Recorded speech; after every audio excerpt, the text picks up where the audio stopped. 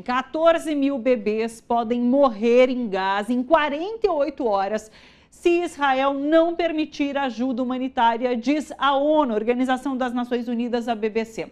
As forças de Israel permitiram a entrada na faixa de Gaza com caminhões de suprimentos de ajuda humanitária, isso depois de muita pressão internacional contra o primeiro-ministro Benjamin Netanyahu, que manteve esse bloqueio ativo de transporte de mantimentos desde março. Desde março. 11 semanas. Não há qualquer entrada de alimento na faixa de Gaza. 14 mil bebês podem morrer em 48 horas. Isso porque as mães não se alimentam. As mães não têm comida, não têm como amamentar. 14 mil bebês. É essa situação trágica na faixa de Gaza. Eu vou começar por aí com a Biazita Gomes, para a gente falar um pouquinho sobre, talvez esse limiar, Biazita, porque a notícia, inclusive, de que há reação nesse momento de alguns países europeus que pela primeira vez se pronunciam contra Israel e o que vem acontecendo na faixa de Gaza. A gente chegou talvez a um limite, como que você enxerga? Há 2 semanas atrás, eu lembro que eu comentei aqui que eu falei assim, essa decisão de Netanyahu, né, de colocar assim, dominação total de Gaza, é a linha tênue, é o limite. E que se ninguém fizer nada nesse momento, todas as leis internacionais iam colapsar a partir disso. E é o limite. E eu acho que finalmente o mundo não... E os líderes internacionais não estão sendo bonzinhos. É porque eles entenderam que o colapso da legislação internacional está tão grande, que vai chegar um ponto que nem eles vão conseguir defender seus países de uma atitude parecida com o que Israel faz em Gaza, numa outra situação.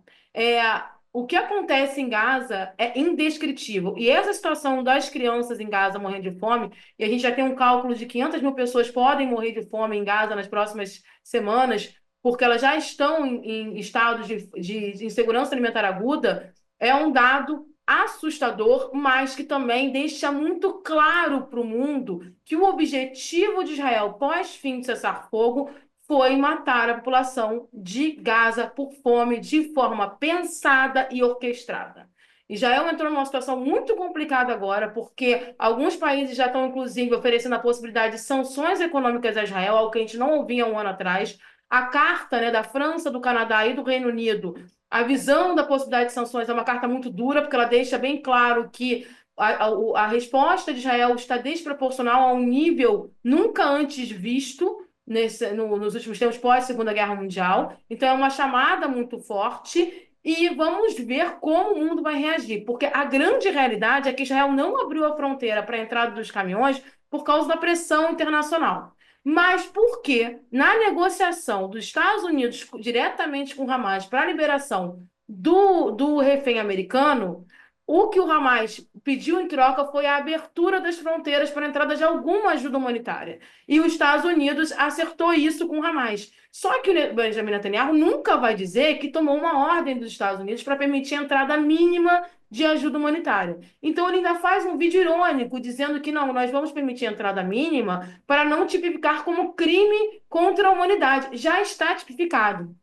E já está tipificado não porque eu acho, ou porque outra pessoa acha. Não é uma tipificação subjetiva, é uma tipificação real. Porque, de acordo com o artigo 6 do Estatuto de Roma e de acordo com o Estatuto 2 da Convenção de Prevenção e Punição para Crimes de Genocídio, matar a população de fome, ou seja, impor uma situação, né, onde você coloca a possibilidade de extinção daquele grupo social como método, já se caracteriza como crime de genocídio.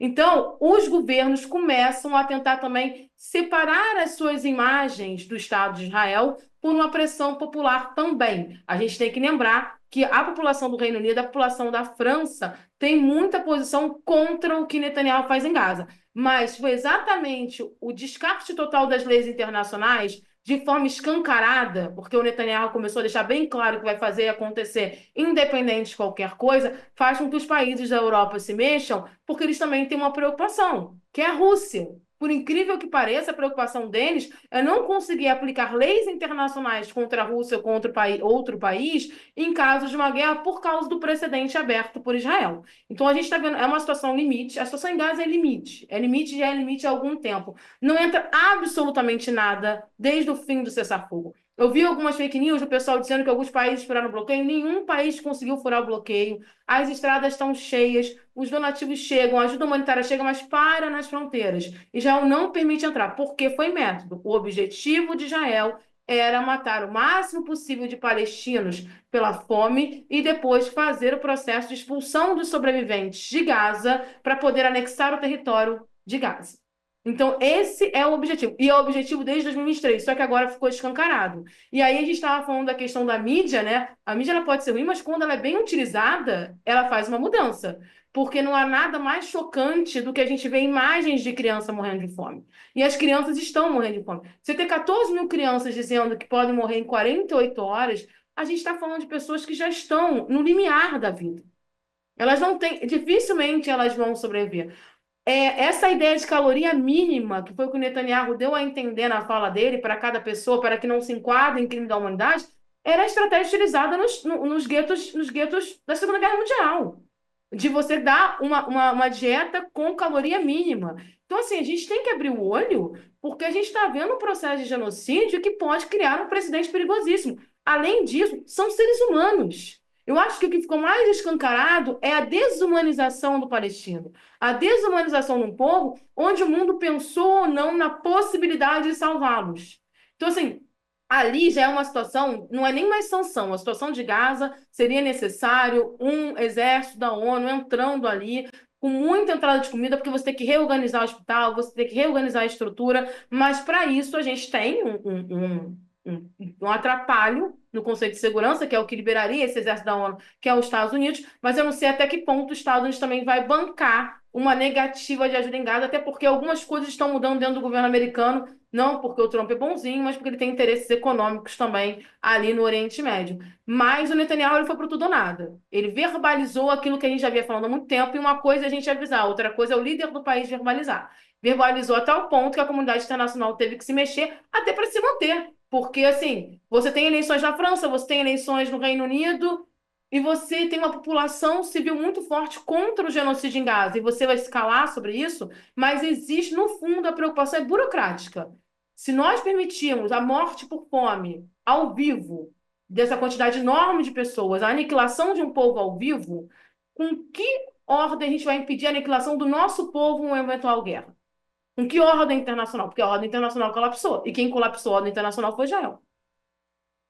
Na mesma fonte que a BBC, agora de manhã eles estavam dizendo que o que a gente disse aqui ontem, 50 caminhões, só 50, ele foi chamado de gota no oceano, entrariam em Gaza, BBC de manhã dizendo que só entraram 5.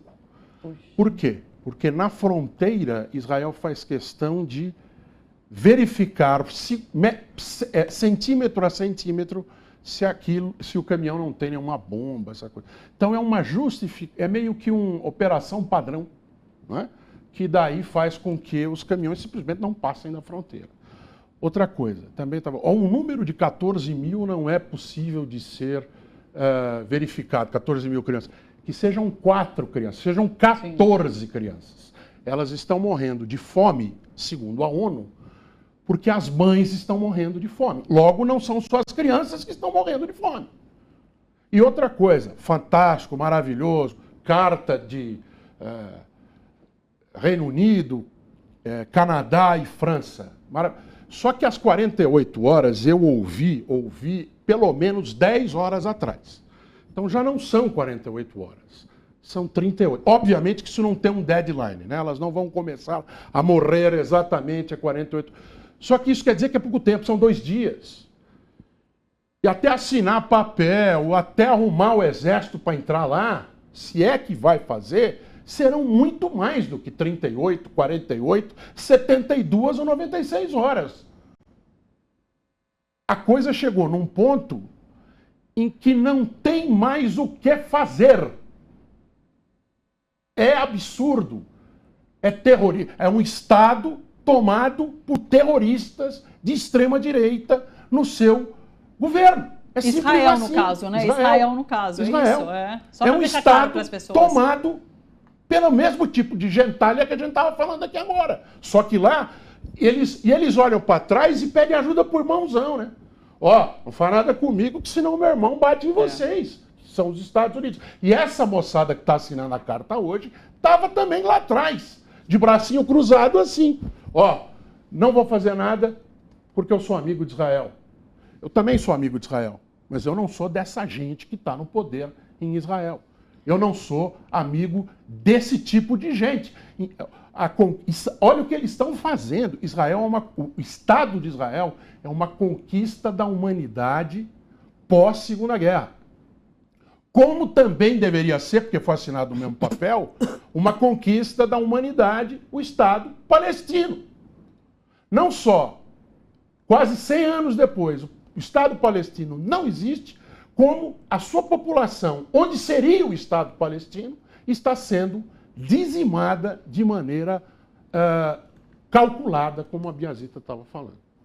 Uma coisa, Claro. eu acho que a Biazita falou certo, nós chegamos na hora que a opinião pública vira. Você né? estava falando isso ontem também? A gente estava falando sobre isso e o negócio está rolando mesmo. Essa reação agora dos governos europeus, o Canadá e tal, não sei o quê, é sinal de que tem uma chave que está virando. Essas cenas são de uma dramaticidade, de um desespero. Cara, Chocantes. Elas são impressionantes. E o que me pira mesmo, é pensar que esse governo de Israel, ele se reivindica da história dos judeus no mundo. Cara, e é impressionante, porque um dos momentos mais importantes da resistência ao nazismo aconteceu no gueto de Varsóvia, em 1940, quando o exército... é de arrepiar os cabelos você ler o que foi o gueto de Varsóvia, e se você tirar o gueto e puser Gaza, se tirar nazistas e colocar Exército de Defesa de Israel, é a mesma coisa. É a estratégia do terror, é a estratégia da deportação, é a estratégia da limpeza. Os nazistas fizeram exatamente isso contra o gueto de Varsóvia. Exatamente, mas sem tirar nem pôr. E é incrível que esse governo de Israel, que foi construído exatamente para que aquilo não se repetisse, está repetindo hoje, em cima do povo palestino, o pior do nazismo. Eu acho inacreditável o que é esse espelho. Agora, para que a gente entenda que isso não é uma questão, de novo, que depende de raça, não depende de raça. Religião. Não é uma questão racial, não é uma questão religiosa. Hoje, dentro de Israel, judeus e palestinos estão se manifestando juntos. Sim. E são os protestos mais lindos do mundo. Eu não sei se já contei aqui. Os caras eles vão nas manifestações que os apoiadores da guerra vão fazer e que eles fazem levantando os cartazes dos reféns, que ainda estão em poder do Hamas. Então, o que eles fizeram? Eles começaram, os caras, indo entrar na manifestação dos que pedem os judeus, né? Com as fotos das crianças palestinas mortas em pedaços. Cara, esse tipo de manifestação está crescendo em Israel nesse momento, porque os caras estão vendo que, quer dizer, é isso, tem o nazismo, tem o Bolsonaro, mas nem todo mundo é Bolsonaro quando o Bolsonaro ganha a eleição no Brasil. Tem uma resistência lá dentro, entendeu? Então, eu acho que é importante a gente pegar e entender que isso aí é um método colonial que está acontecendo aqui, é colonial, e isso aqui é a violência colonial que, enfim, a Europa já experimentou tantas vezes e que vem agora em cima desse povo pobre. Sabe que, assim, o que me revolta também é a gente falar sobre a cobertura da imprensa, né? A gente joguei no Google Gaza, notícias. Netanyahu diz que Israel controlará toda a faixa de Gaza e libera ajuda. Forças de Israel ordenam a evacuação da segunda maior cidade de Gaza. Israel realiza novos ataques em Gaza. É isso que a gente vem denunciando, é a assessoria de imprensa de Israel. A gente não tem notícias como essa circulando na imprensa brasileira. A gente vai pegar na BBC, sabe? Não tem, é revoltante. Não, e outra, Thalita, O nojo que é ver os caras falando assim, o Hamas, o Ministério da Saúde do Hamas diz que até agora morreram 65 mil pessoas. Pô, claro que Israel não fala nada. Bom, e aí eles falam assim, é claro que isso aí é a manifestação de um grupo terrorista. Cara, pô, então é isso, os jornalistas que estão lá em Gaza não têm credibilidade e estão morrendo às pencas, assassinados premeditadamente pelo governo de Israel. Você não é a favor da liberdade de imprensa? Então eu quero entrar lá em Gaza. Mas Israel não permite a entrada de nenhum jornalista estrangeiro em Gaza, para que veja independentemente. Eu adoraria ir para Gaza, eu quero ir para Gaza, entendeu? Mas eles não deixam entrar. Você vê que a frota de alimentos não consegue chegar lá, eles bloquearam, eles cercaram, que nem os nazistas fizeram contra o gueto de Varsóvia. Não entra, ninguém sai. Aqui é só dor e sofrimento, é uma loucura. A flotilha que tentou se aproximar de Gaza para levar alimentação foi bombardeada por Israel, inclusive, que tinha brasileiros, enfim. Biazita. Eu queria só comentar uma coisa, porque assim, às vezes a gente tem que observar uma coisa, como os métodos, né, em Israel o governo de Israel é um governo de extrema-direita. Acho que é importante pontuar isso, né? O Netanyahu ele faz parte de uma extrema-direita internacional e as pessoas que estão no governo são da extrema-direita. E a gente tem um crescimento muito forte da extrema-direita na Europa. E é importante a gente pontuar isso. Então a gente observa que os próprios países que começaram a mudar de opinião, porque é uma mudança de opinião, sim, porque até então era uma discussão de, olha, Israel não pode fazer certas coisas em Gaza, mas apoiamos Israel, já é uma mudança também, porque eles estão com ascensão de extrema-direita internamente. Então, você precisa também entender que a extrema-direita é um movimento mundial. Então, não é o Estado de Israel, não é o Estado americano, né? Não é a AfD na Alemanha. É um grupo único e que entende que não acredita em direitos civis. Não acredita que todos são iguais. Acreditam que existem seres superiores e seres inferiores, e os seres inferiores devem ser submetidos a massacres e colocados numa posição de inferioridade para servir aos superiores. E eu acho que isso tem que ficar muito claro, porque a gente fala assim, Gaza, Israel, e a gente sempre sabe que as pessoas vão utilizar de má fé para jogar a discussão pró-Gaza, para uma discussão como se fosse um preconceito racial, né, a um grupo étnico. E não é. O Estado de Israel, eu sempre falo, é o Estado de Israel. O Estado de Israel está governado pela extrema-direita, uma extrema-direita internacional que entende que existem seres humanos superiores e inferiores, não acredita em Estado de contrato social, não acredita em direito civil, não acredita em direitos humanos, e por isso que Gaza é o tubo de ensaio. Porque se você consegue aniquilar mais de 1 milhão de pessoas na era digital, a gente não está falando, né, do genocídio armênio, genocídio do Congo, genocídio o judeu, que a gente não tinha transmissão online pela internet. A gente está falando do primeiro genocídio da era digital, transmitido em tempo real. Nem Mianmar, o genocídio de Mianmar, a gente conseguiu ver em tempo real, que foi há pouco tempo. Então, quando a gente fala disso, a gente sabe que é um tubo de ensaio. E talvez as lideranças internacionais comecem a perceber o tamanho do problema. Vai para além dos palestinos. Aquilo ali era ao vivo. Quer dizer, Biazita, desculpa, eu não sei se o nosso áudio estava aberto aqui. Eu estava alertando a Thalita, e agora, que esse vídeo que a gente está vendo agora, foi divulgado há poucos minutos. E eu estou lendo aqui no Haaretz, que é um jornal israelense, que Netanyahu disse, nesse vídeo aí, foi divulgado agora há pouco, que a ajuda a Gaza... o crime da humanidade. Gaza não é sobre compaixão, é sobre estender a guerra. É a manchete deles agora. O assunto, segundo ele, não é compaixão. É estender a guerra. Esse vídeo que ele fala o seguinte nesse vídeo. Esse vídeo rodou ontem, ele fala o seguinte, que ele vai permitir a entrada mínima de ajuda humanitária em Gaza para impedir que Israel seja enquadrado em crime contra a humanidade. Ele falou isso. As palavras são essas. Ele falou isso rindo. Ele não falou isso sério, contido. Ele falou rindo, como se ele estivesse falando, amanhã, o café da manhã será? Então, essa normalização da barbárie está tão escancarada, porque foi depois dessa declaração, inclusive, que as lideranças começaram a emitir algumas notas, ela está tão escancarada que você tem, ou você se mexe, ou a extrema-direita vai engolir todo mundo.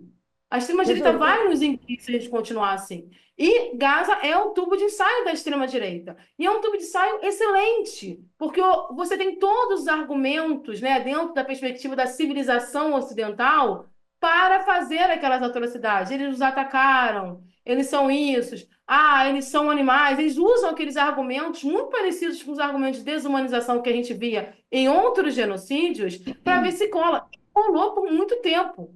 Só que chegou num ponto limite que ou os grupos internacionais vão ter que se mexer, ou eles simplesmente vão permitir que a extrema-direita tenha esse tubo de ensaio concretizado, e hoje é Gaza, amanhã é qualquer outro país.